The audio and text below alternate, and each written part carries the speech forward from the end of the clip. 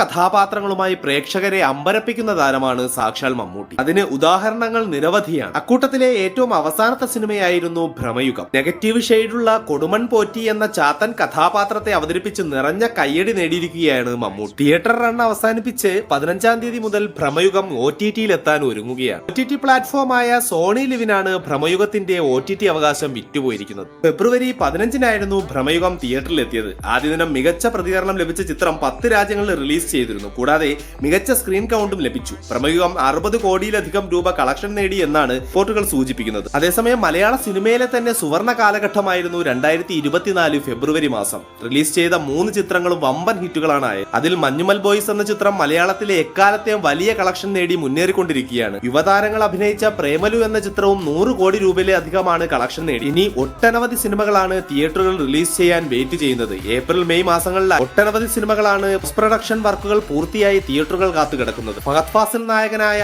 ആവേശം, നീ ശ്രീനിവാസിന്റെ സംവിധാനത്തിൽ ഒരുങ്ങുന്ന വർഷങ്ങൾക്ക് ശേഷം മോഹൻലാൽ നായകനായി ആദ്യമായി സംവിധാനം ചെയ്യുന്ന ബെറോസ്, ബ്ലസ്സിയുടെ സംവിധാനത്തിൽ ഒരുങ്ങുന്ന പൃഥ്വിരാജ് ചിത്രം ആടുജീവിതം എന്നീ ചിത്രങ്ങൾ മലയാള സിനിമകളെ ആഗോള തലത്തിൽ തന്നെ പ്രേക്ഷക ശ്രദ്ധ ആകർഷിക്കും എന്ന് വേണം കരുതാൻ.